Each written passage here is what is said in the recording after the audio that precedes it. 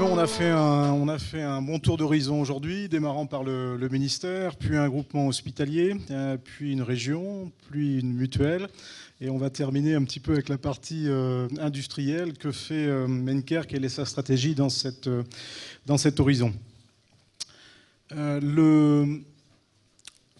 L'angle de vue que je vais prendre là pendant les quelques minutes de cet exposé, ça va être celui du patient. On en a parlé un petit peu aujourd'hui, c'est au cœur du programme Ma Santé 2022 et on l'a senti aujourd'hui, je pense, dans les présentations, l'émergence du patient. Alors déjà, les patients sont-ils prêts globalement? Ça, c'est deux études qui ont eu lieu ces derniers mois. On voit effectivement sur cette première étude là qu'environ 3/4 des patients souhaitent voir la e-santé, voient la e-santé comme un vrai vecteur d'amélioration de leur état, de la qualité des soins.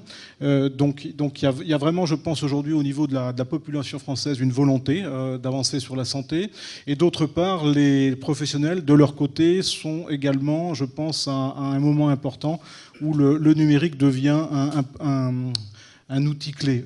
Typiquement, on a été très surpris qu'après la mise en place des GHT, le projet numéro 1 numérique émergent soit celui d'un portail patient. Rien dans la loi n'obligeait les groupements hospitaliers à mettre en place des dispositifs d'échange avec le patient. Je pense qu'in fine, ce n'est pas tout à fait ce qu'on a aujourd'hui.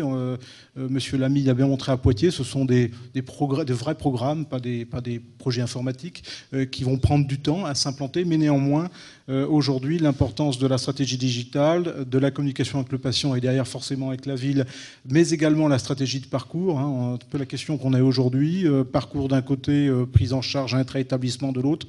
Aujourd'hui, la plupart, les 3/4 des établissements ont une vraie stratégie de parcours, alors que dans la réalité, leurs outils numériques aujourd'hui supportent très mal les stratégies de parcours, régionales ou autres. Dernière étude, donc il y a une vraie volonté aujourd'hui, un besoin. En même temps, ça c'est la dernière enquête du CNEH, il y a de nombreux établissements qui ont démarré, mais ça reste une proportion très faible. On est entre 10 et 20% côté établissement de projets. Là, on est sur la prise en charge du patient à distance, qui est un bon exemple. Donc en termes de volumétrie de projets aujourd'hui, ça reste quand même assez limité. Alors quel plan d'action aujourd'hui, qu'on soit établissement, groupement, quel plan d'action mettre en place pour avoir une vraie stratégie orientée patient? En fait, je pense qu'il y a quatre thématiques importantes aujourd'hui qui devraient faire partie de tous les plans d'action. La première partie, c'est côté patient, c'est en gros où je vais, comment ça va se passer. Je vais être pris en charge, j'ai une problématique. Qu'est-ce qui se passe? On a tous été patients, c'est un moment un peu délicat. Est-ce que je vais à un bon endroit? Est-ce que je dois aller là plutôt qu'ici? D'une manière générale, il va falloir, on le sent, ça fait partie du plan Ma Santé 2022, la stratégie est de pouvoir proposer à la patientèle ou aux usagers très directement une palette de services numériques. On en a vu une bonne expression, je pense, avec le projet du GHT 86, mais l'idée c'est vraiment de guider le patient, de le flécher, de le préparer. Voilà ce qui va se passer, tu vas te garer ici, tu vas à tel endroit, et voilà en gros comment ça va se passer. Donc on va vous montrer, il y a un nombre très important de projets aujourd'hui qui se focalisent sur cette partie vitale, là, qui est en fait une palette de services numériques.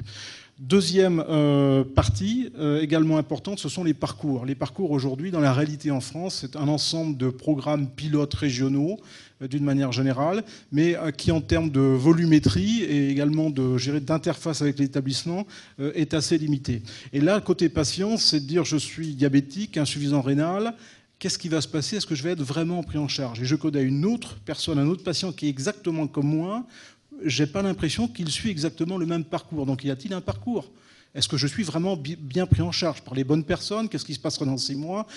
Cette stratégie de parcours, cette modélisation, elle va devenir, je pense, de plus en plus importante et demandée, attendue par le patient. Parce qu'aujourd'hui, on est plutôt victime, on ne sait pas très bien comment ça va se passer. Donc deuxième plan de la stratégie, c'est la modélisation et la mise en place de parcours clés qui assez régulièrement sont multipathologies. Troisième plan d'action, c'est faut-il que je me déplace? Je suis patient, faut-il vraiment que je me déplace? Surtout si je ne suis pas en très très bon état. Et donc là, l'émergence de la télémédecine, le fait qu'on ait aujourd'hui un modèle économique qui s'affirme, le développement d'outils d'e-santé qui permettent de suivre le patient à distance ou de favoriser sa prise en charge avec différentes équipes de professionnels, je pense, va grandement améliorer, on va en voir quelques exemples derrière, cette prise en charge à distance. Voilà, donc je vais essayer d'illustrer les 3 premiers points et je laisserai la charge à Omar de vous expliquer le 4e qui reste très important côté patient, c'est que je vais rencontrer le docteur X. Une fois de plus, je vais raconter mon histoire certainement pour la 10e, 15e, 20e fois. Il aura peu de temps, il n'aura que 20 minutes à m'accorder. Va-t-il vraiment comprendre ce qui se passe depuis 2 ans chez moi?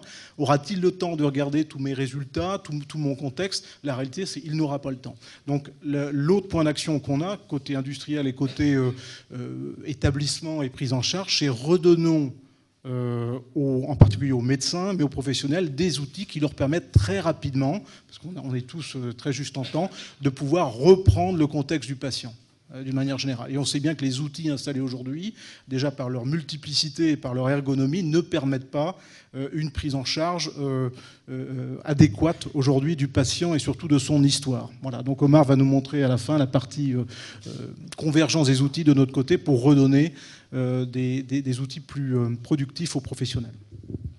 Alors le premier point, c'est la palette de services numériques et finalement ce qu'on voit ici, qui ressemble un petit peu à ce que Poitiers est en train de mettre en œuvre, c'est de dire pourquoi on n'aurait pas typiquement, là on a pris l'exemple d'un groupement hospitalier, mais ça pourrait être la même chose sur un seul établissement ou un groupement d'établissements privés, ou un écosystème de prise en charge, la mise en place des rendez-vous en ligne, la préadmission d'une manière générale et le suivi du parcours. C'est-à-dire que je flèche d'une manière générale, je facilite et j'explique derrière ce qui va se passer puisque j'aurai certainement plusieurs passages dans l'hôpital. Et on voit bien côté usager l'intérêt de faire tout ça en ligne plutôt que d'aller à un endroit où on n'est jamais allé, de faire la queue, de devoir sortir des pièces, peut-être de revenir à la maison.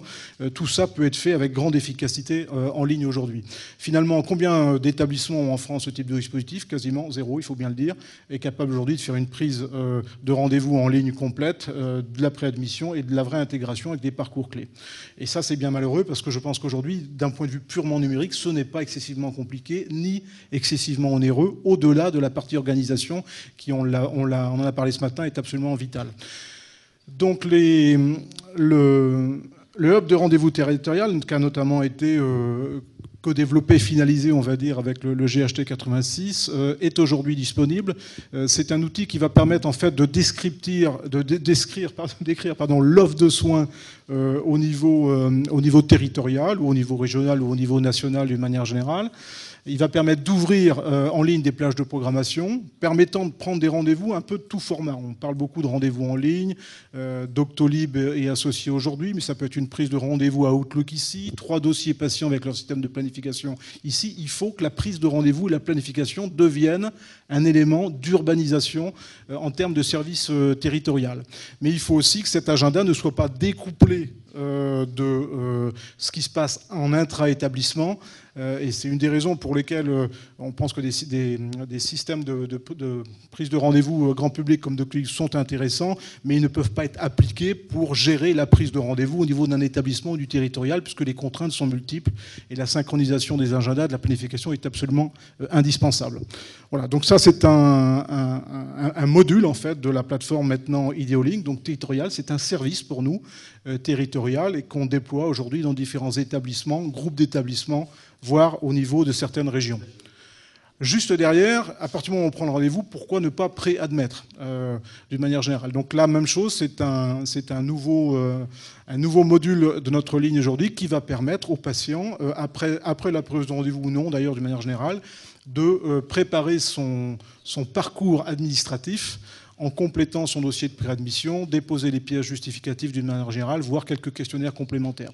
Donc là encore, il y a pas mal de projets là qu'on a en cours aujourd'hui et on pense que de la même manière, ce type de service va passer au niveau territorial de plus en plus. Voilà, deuxième exemple. Et troisième exemple, on en a beaucoup parlé ce matin, c'est portail patient, portail usager. De la même manière, c'est un service numérique à apporter aux patients. On en a parlé ce matin notamment sur Poitiers. On a différentes déclinaisons, pour la déclinaison effectivement d'un GHT comme on l'a vu ce matin. Ce qu'on a vu avec ce que nous a présenté Mme Femmery, c'est un peu la même chose, c'est le portail patient, mais dans le cadre d'un parcours, d'une prise en charge, d'une pathologie particulière.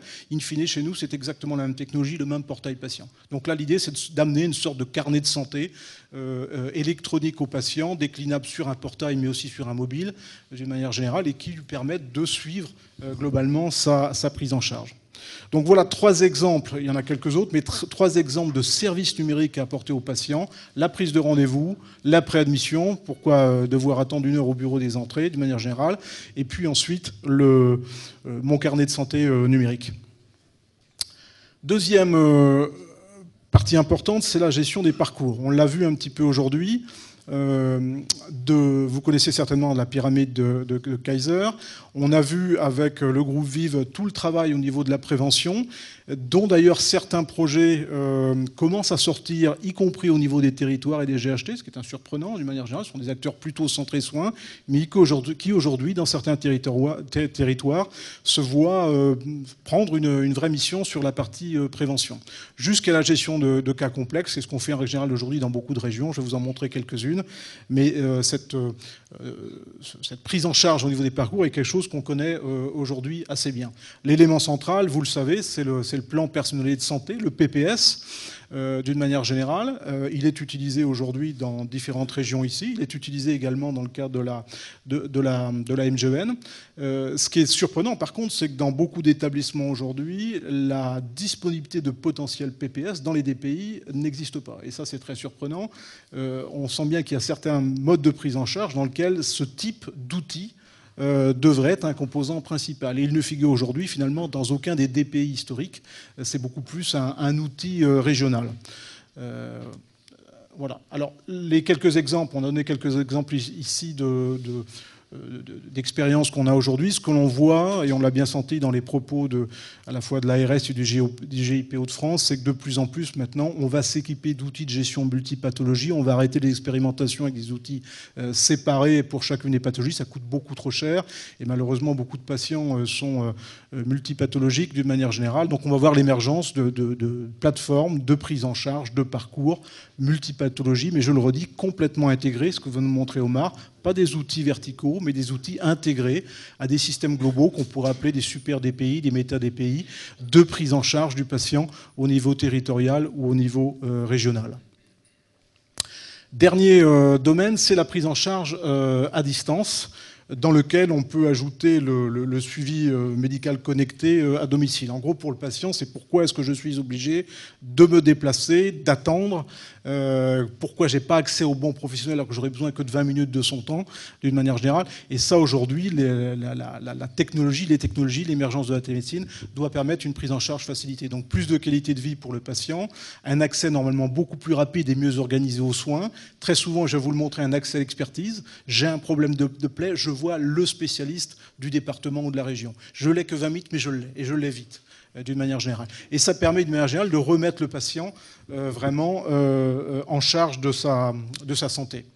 Alors, la plateforme dont on parle, c'est la plateforme Covalia, qui est assez répandue en France, d'une manière générale, qui est une plateforme complète, qui a, on peut le dire, Omar, une douzaine d'années, très très présente en région, et aujourd'hui, beaucoup de projets, notamment en territorial, commencent à voir le jour, et là encore, je le redis, intégrés à ce qu'on pourrait appeler le DPI pour faire très simple, hein, parce qu'en règle générale, ces plateformes sont installées de manière totalement verticale et malheureusement pas assez intégrées au système hospitalier et d'établissement aujourd'hui, ce qui est assez malheureux d'une manière générale. Et là encore, ces plateformes que, de notre point de vue, on colle vraiment aux plateformes de gestion de parcours. Hein. La télémédecine en soi n'est pas une science. La télémédecine, c'est une accélération de certains parcours, une facilitation. Donc on ne peut pas dissocier une stratégie, tout au moins numérique, de parcours d'une stratégie numérique de télémédecine. Et ces plateformes doivent être nativement multi-usage. Pour les mêmes raisons, on va pas, je crois que l'ARS et le GIP Hauts-de-France l'ont bien expliqué ce matin, on ne va pas avoir à chaque fois des plateformes différentes qu'il va falloir à chaque fois interconnecter, alimenter ou sur lesquelles il faut mettre en place des outils de communication. Donc de manière générique, les plateformes de télémédecine aujourd'hui sont appelées à se diffuser beaucoup plus largement, très souvent à être mieux intégrées au système de prise en charge territoriaux et d'établissements et d'être naturellement multipathologie. Et pour ça, on a un supporter extraordinaire puisqu'on a eu le plaisir d'avoir le président Macron la semaine passée où j'étais avec l'ARS et le GIP à l'EHPAD de Rozoy-sur-Serre, voilà, donc entre Charleville, Mézières et Reims, c'est vraiment un tout petit village avec malgré tout un bel EHPAD. Et voilà, on a pu lui faire une démonstration d'une téléconsultation à distance avec vous le voyez ici, un vrai patient, hein, qui ça a été, je pense, le jour de sa vie. D'une manière générale, il a mis son t-shirt tout propre, il était magnifique. L'infirmière de l'EHPAD qui était là, d'une manière générale, et puis un médecin expert qui était à 45 minutes, hein, spécialiste des plaies. Et on a pu faire téléconsultation des plaies du pied de ce brave monsieur. Voilà. Et puis quelques autres examens divers et variés. Le président était vraiment très très intéressé. C'est un geek dans l'âme, il aime bien la technologie, il l'a dit. Il a passé beaucoup de temps en fait avec les professionnels et avec le patient à discuter de la prise en charge.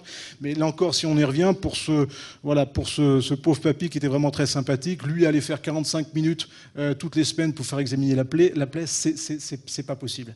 Et là, on a des permanences organisées, on a un médecin qui va venir la semaine d'après en présentiel. Donc on mixe finalement le online, le numérique avec le offline, au bénéfice à la fois de l'EHPAD, du patient et de l'état général, je pense, de santé du patient. Voilà, je vais laisser la main à Omar. Donc on a vu 3 choses importantes. La palette de services numériques pour le patient, qui est inscrite dans le plan Ma Santé 2022. L'importance des solutions de parcours au sens large. Et puis, 3e point, la prise en charge à distance. Je n'ai pas trop parlé de suivi médical connecté à domicile, mais ça en fait partie. J'ai une opération importante. De plus en plus, on va être en ambulatoire. Je reviens à la maison. Comment je peux être sécurisé? Est-ce que je sais qui appeler? Est-ce que j'ai un petit questionnaire qui peut passer assez rapidement? Mais je continue à être suivi, même à distance. Voilà. Ce que Omar va nous montrer maintenant, c'est la partie beaucoup plus applicative, outils. Un des points remarquables de ce matin, c'est que ce que vous avez vu dans un groupement, dans une région, dans une mutuelle, a été fait avec la même plateforme. Qui aurait pu parier ça? Il y a 15-20 ans, vous auriez eu 3 produits totalement différents. Aujourd'hui, on va quand même vers des plateformes globales de prise en charge du patient, des plateformes multi-usages extrêmement flexibles et extrêmement ouvertes. Allez, Omar va nous parler de la plateforme IDEO. C'est parti. Bon. Pour parler sincèrement, les problématiques de socle de ce matin, de socle urbanisé, d'échange de données entre professionnels, patients connectés, toutes ces choses-là, on le savait depuis des années. En fin de compte, c'est de la cuisine réchauffée. Hein. Plan Ma Santé 2022, c'est quelque chose qui existait depuis pratiquement 15 ans. Mais la difficulté était que les outils n'étaient pas là. Et seulement les outils ne devaient pas être verticalisés, il fallait réfléchir, comme on disait, j'aime bien tout à l'heure, la fusée à 4 étages. Il faut commencer par la fusée à 1er étage, qui est le socle d'urbanisation, bien identifier un patient, bien identifier des professionnels de santé, bien définir les objets à partager entre professionnels de santé en termes de sémantique, pour pouvoir derrière les mettre derrière des portaux. En fin de compte, des portaux, ce sont des conteneurs où des informations peuvent venir de n'importe où. Et c'est pour cela, tout à l'heure, Christophe disait, c'est sûr, c'est la même plateforme. Tout à fait, c'est la même plateforme, sauf elle est peinte en bleu pour les parcours, elle est peinte en orange pour MaineCare IC, qui est une nouvelle plateforme de production de soins orientée process de génération 3, mais ils sont bâtis tous sur le même socle technologique. Donc MaineCare IC, généralement, c'est quoi? C'est la rencontre, bien sûr, de la technologie IDEO et de l'ensemble de l'expérience MaineCare dans les problématiques fonctionnelles autour des DPI depuis maintenant une 20aine d'années. Donc c'est la rencontre des fonctionnalités et de la technologie, et surtout c'est porter l'ensemble des fonctionnalités, que ce soit du DPI Cora, que ce soit du DPI IDEOMED, que ce soit du DPI Crossway, autour plus d'un DPI traditionnel, mais plutôt d'une plateforme de processus de production de soins multi-établissements et je ne parlerai pas de GHT, parce que demain, on ne sait pas ce qui se passe, c'est plutôt multi-établissement et multicommunautaire. Donc autour de ça, on a un cœur qui est la production de soins, qui est nativement multi-établissement. Donc ça, c'était génétiquement fait depuis l'entente sur Ideomed, et qu'on a porté sur la nouvelle plateforme. Sur un socle d'infrastructures mutualisées, sécurisées, avec une intégration native. C'est-à-dire, on a privilégié quelque chose qui est important dans ce socle depuis une dizaine d'années, c'est le respect des normes d'interopérabilité. Et le respect des normes, pourquoi nos logiciels ne discutent pas ensemble? Parce que tout simplement, génétiquement, ils n'ont pas le même père. Par contre, à travers tout simplement des socles technologiques et des socles d'interopérabilité internationaux, non pas du tout nationaux, ça nous permettra de faire communiquer l'ensemble des logiciels. Et surtout des services numériques de territoire, parce que demain, on peut ouvrir le portail patient que vous avez vu, qui est un conteneur sur Maincare IC, pour traiter tout simplement le retour à domicile d'un patient opéré, pour pouvoir suivre à domicile, pendant les 2 journées de l'opération, vérifier toutes les variables du patient, vérifier l'observance au niveau des médicaments, ainsi de suite. Donc c'est pour ça qu'on l'a voulu entièrement, je dirais, scalable et interopérable sur un socle modulaire. Donc c'est pour cela qu'on l'a baptisé Maincare IC. On peut dire ce qu'on veut, on a cherché des noms, ce n'était pas évident. Mais IC, c'est pas mal.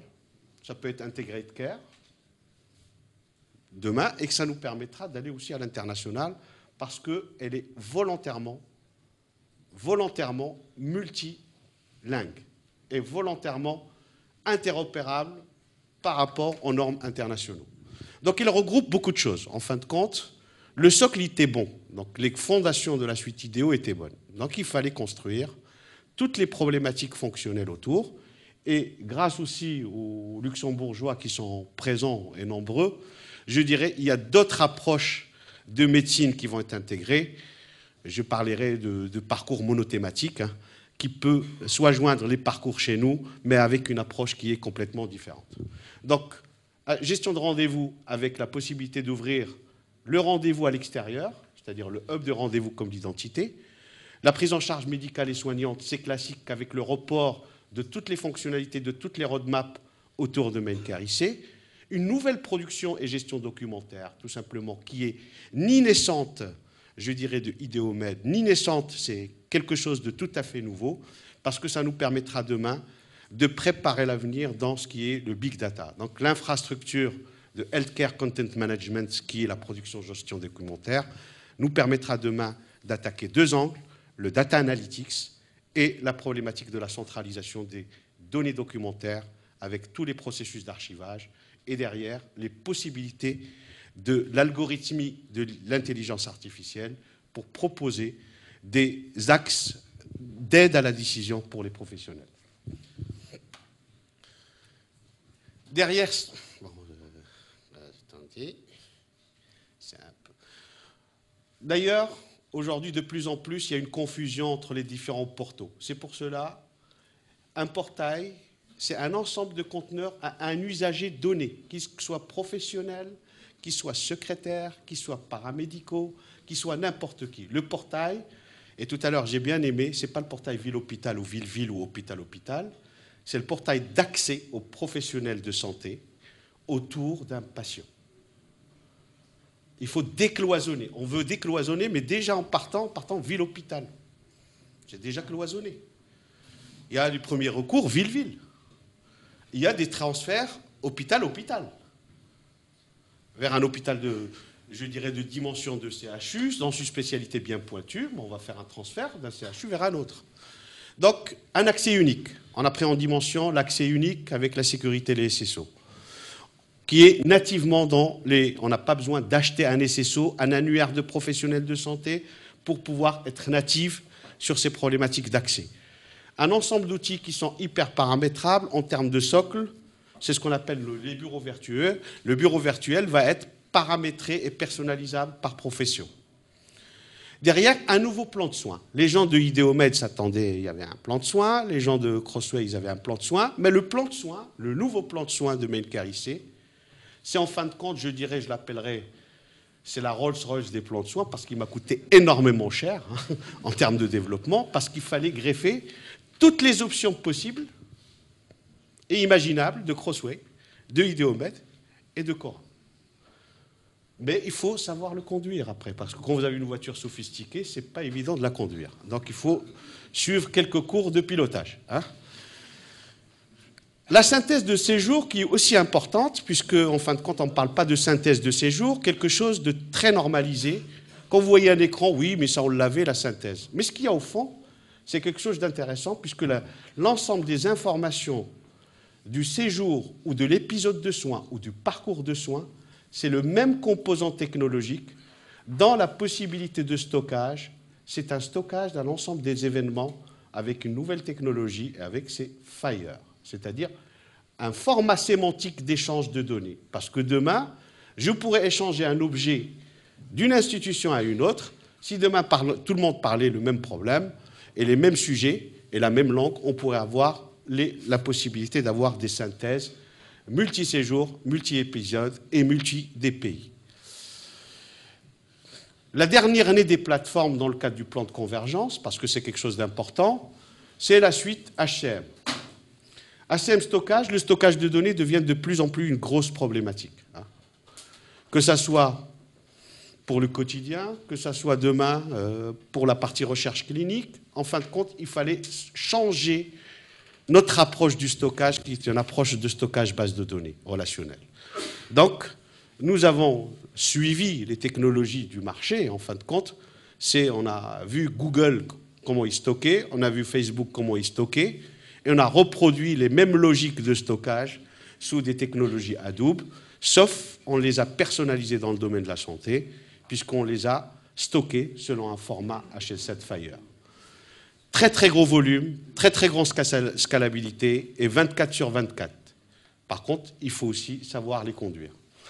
De la même approche, on s'est dit, notre bureautique ancienne dans Ideomed, notre bureautique aussi ancienne, je dirais dans Crossway, nous a amené à réfléchir, il fallait un nouveau composant de bureautique, de pouvoir traiter le sujet d'une manière très forte, comment scanner, de la dictée numérique, un éditeur qui tient la route, un peu intelligent. Et on s'est dit, voilà, donc la bureautique de gestion documentaire, soit elle est en stand-alone, soit elle est intégrée dans Maincare IC, intégrée dans notre outil parcours, ou intégrée dans la partie Covalia. Et la logique veut qu'il faut qu'on aille à l'archivage légal à valeur probante, parce qu'il nous reste un tout petit peu de travail à faire, puisque nos données ils sont stockées en PDF-A.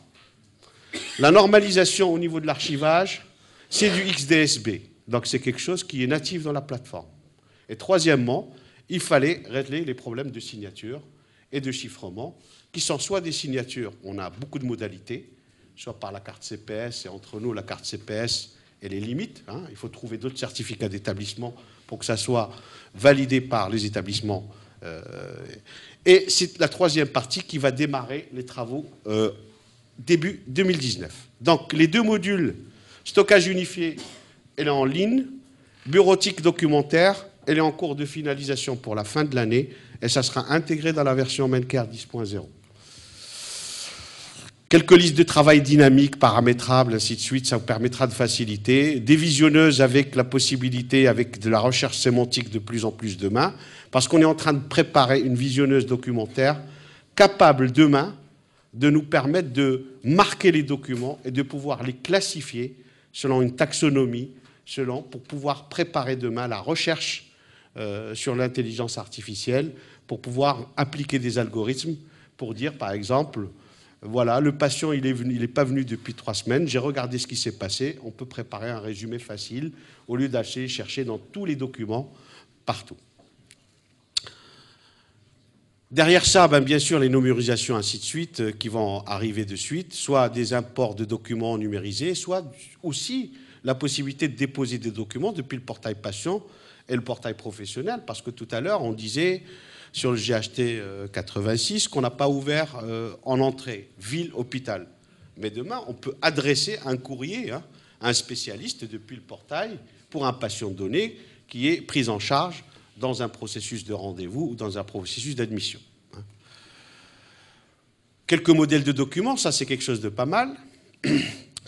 Mais en fin de compte, quand on a travaillé sur le plan de convergence, on l'a commencé à peu près en 2017. On a dit 5 axes. L'axe d'urbanisation mise au commun des référentiels, aujourd'hui, c'est une réalité du terrain, puisque aujourd'hui, la mise en place de l'identité, des annuaires, du SSO, de l'ensemble des éléments, il est en cours de déploiement dans pas mal de chez nos clients. Ça, c'est une chose très intéressante, parce que tout à l'heure, on disait que l'identité, ce n'est pas une histoire de technologie, c'est qu'une histoire de processus organisationnel.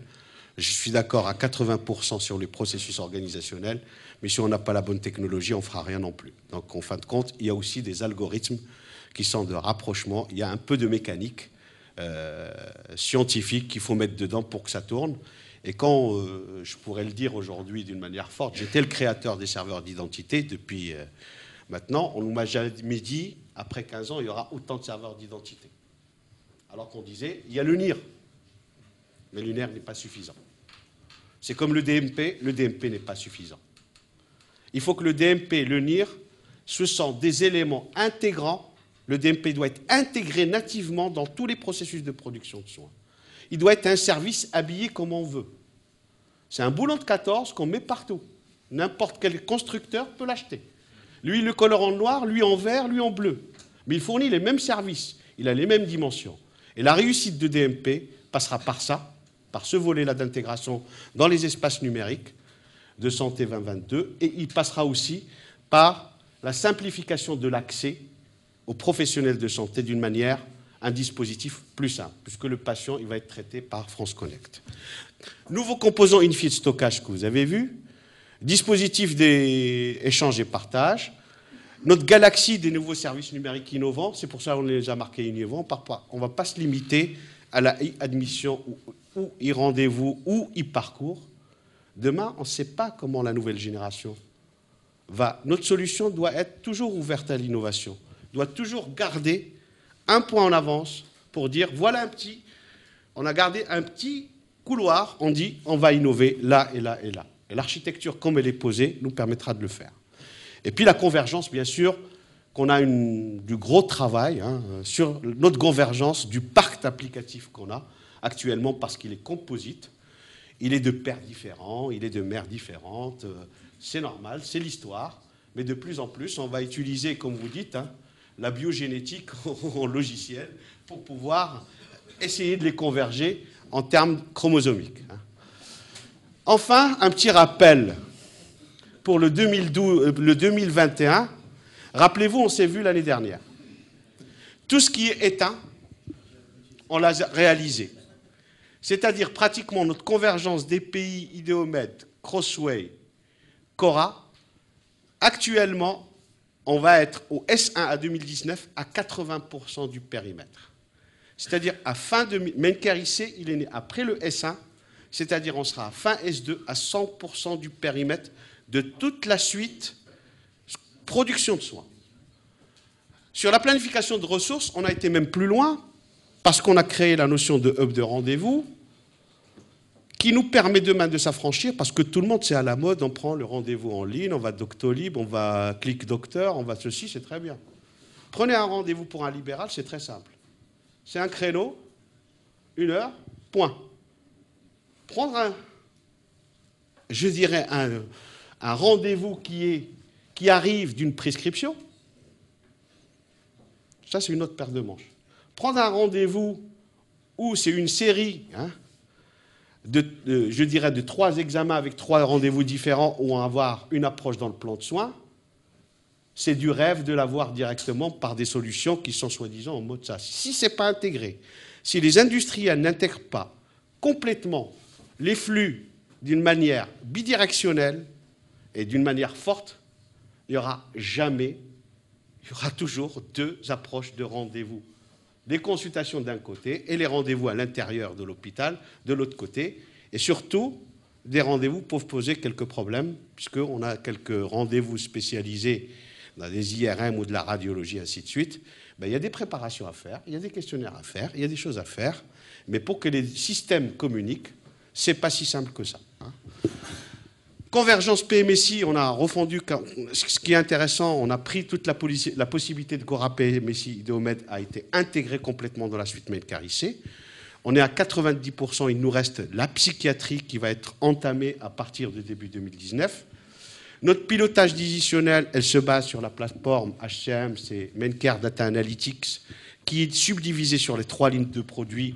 Aujourd'hui, la plateforme technologique, elle est OK. Les premiers portails sont en train de sortir. Et surtout, l'analyse des données multidimensionnelles sont en cours. Le Socle Foundation, on a fini complètement les travaux. Et on va commencer par le travail de la refonte du noyau, pour essayer de converger dans les 3 années, de vous éviter sur la partie Crossway USV2, noyau, USV2, tout ça. On va pouvoir le simplifier. Et sur l'interopérabilité, on est à peu près à 60% parce qu'on avait 2 produits d'interopérabilité. On a écrit à peu près 60% des connecteurs sur un portfolio à peu près de 600 connecteurs. Et on est à 600, pratiquement 60% des 600 connecteurs. Et le petit dernier né, l'équipe mobilité, que la mobilité, elle va se décliner partout, sur toutes les lignes de produits, sur notre gamme de produits IDOCM des parcours, sur notre gamme de produits Maincare IC, sur notre gamme de la télémédecine, pareil de la suite Covalia, ou même la mobilité dans les process administratifs support, comme la gestion administrative, les GEF et RH. Et voilà pour conclure, parce que j'ai tardé un petit peu, et on vous invite, je dirais, à boire un coup après la clôture. Voilà, l'objectif peut-être de la présentation d'Omar, c'était de vous expliquer que effectivement le plan de convergence de nos propres applicatifs historiques est en marche. C'est un plan qui va permettre, je pense, aux premiers établissements de s'équiper, on va dire, dans les mois qui viennent, pour les tout premiers. Certains se sont déjà engagés, notamment sur ce qu'on appelle un peu le nouveau DPI Maincare ici. Mais on sent bien que le gros du peloton, de nos clients un petit peu historiques, ça va être une période de 3 à 8 ans d'une manière générale pour migrer. Et on veut permettre, non pas une révolution avec rupture pour tout notre parc installé, c'est une évolution dans le temps où on installe, et on le voit aujourd'hui, des composants à valeur ajoutée pérennes, comme la partie documentaire, la prise de rendez-vous, les portails de manière générale, pour s'attaquer ensuite aux fonctions cœur du DPI, un petit peu plus tard en termes d'agenda, parce que ce sont des chantiers beaucoup plus compliqués, surtout dans des territoires où on a de multiples établissements avec de multiples solutions de DPI.